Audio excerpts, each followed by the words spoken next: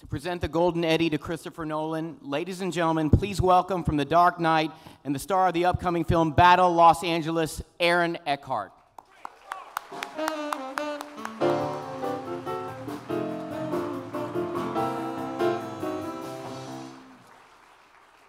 evening.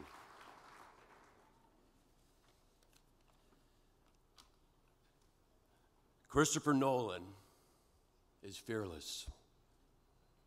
A fearless filmmaker. Fearless in taking on complex stories and complicated plots. Fearless in pushing emerging technology to its limits and using existing technology as it never has been before.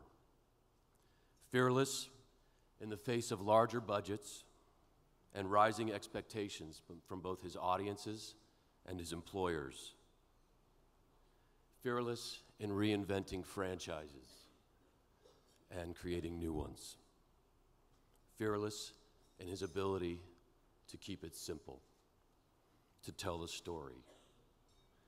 It takes guts to tell a good story, one that continues to live and grow inside its audience. Christopher Nolan has got guts. 100% USDA, or whatever the British equivalent is, unadulterated guts. He also has an extraordinary wife and partner.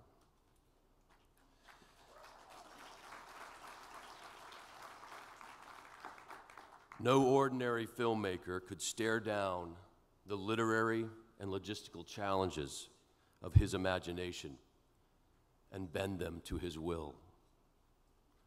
Bend them, not with brute force, but with a consistent calm, the delicate, persistent pressure of reverence and respect. Never have I worked with a filmmaker that so loved his craft, that so embodied his title. Each morning as I arrived at work, there was Chris, vested suit, tea in hand, a wry smile breaking from his lips, delivering the dry line, "And how are you this morning?" Ladies and gentlemen, I am proud to present Christopher Nolan with the ACE Golden Eddie Award.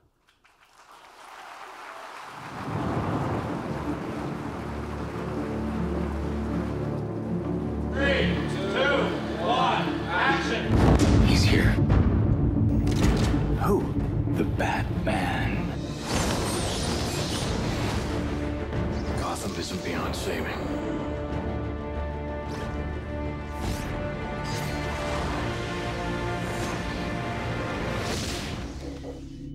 Something to remember you by. Since my injury, I can't make new memories. What's the last thing that you do remember? My wife, That's sweet. dying. When you find this guy, what are you gonna do? I'm gonna kill him. It just became irresistible. So you followed women? I followed anybody. I just wanted to see where they went, what they did. You would never follow the same person twice. That was the most important rule. That was the one that I broke first. That's when the trouble started. What happened? It was the greatest magic trick I've ever seen. This man can actually do what magicians pretend to do. Real magic. Abracadabra. Someone out there just beat a 17-year-old girl to death. Your job is to find him. So how far away is the school? It's 10 o'clock, Detective Dormer. You bet. At night. Can't sleep well. Who am I speaking to?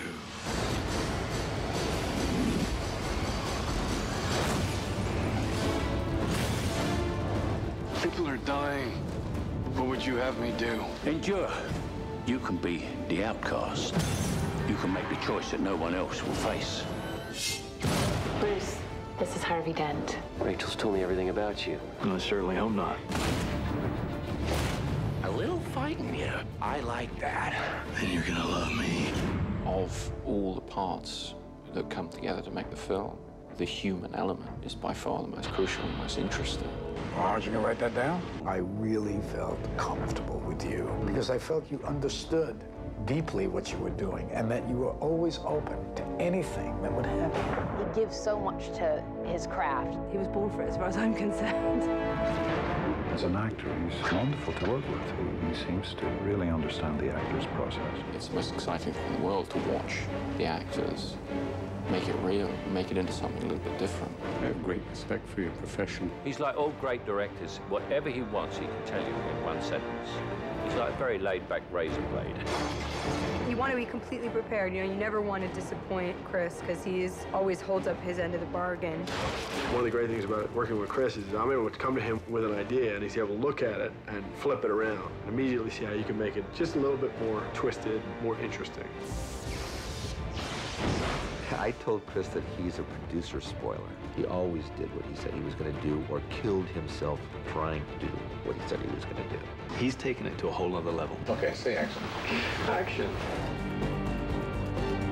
Inception's a project that demanded this very large-scale approach. As soon as you're entering into the idea of what can the human mind conceive of, what world could it create, you want to see this on a grand scale.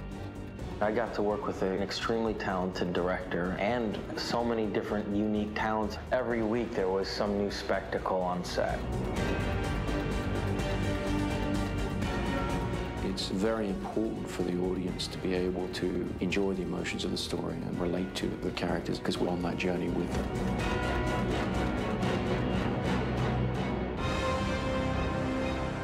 My ambition is to create stories that embrace all different types of human experience, all the different types of Hollywood entertainment that I like to imagine is going to come on screen when I sit in the movie theater.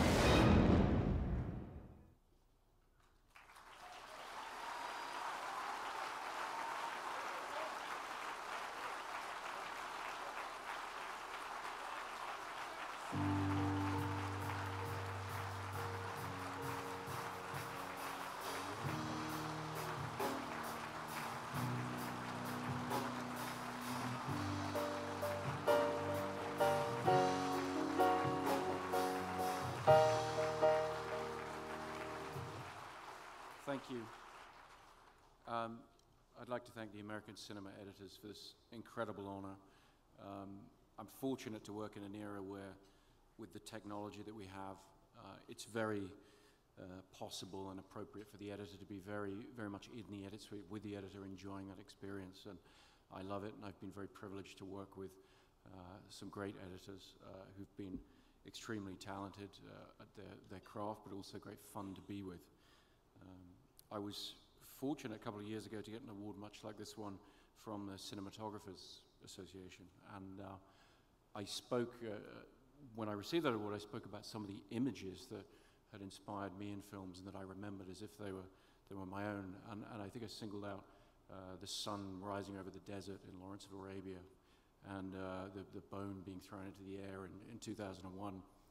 And in thinking about this award and thinking about editing, I sort of immediately realized that both of those images aren't that interesting in and of themselves.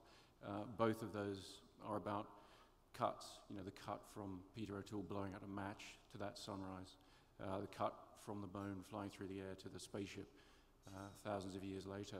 And I think it's the combination of images, the sequencing of images that I've always found most fascinating about filmmaking. So I think that what editors do is, to me, very mysterious and therefore very exciting. And I think it's a very misunderstood craft that you're engaged in. I think, in fact, to call it a craft is to acknowledge the misunderstanding, because at its best, editing is invisible or extremely mysterious, and its effect is very difficult to explain. It's very difficult to explain why blowing out that match and then cutting that sunrise has the effect that it does, but the effect is undeniable. And so that I think at its best, film editing is absolutely an art, and I think you are all artists, and I thank you for your art.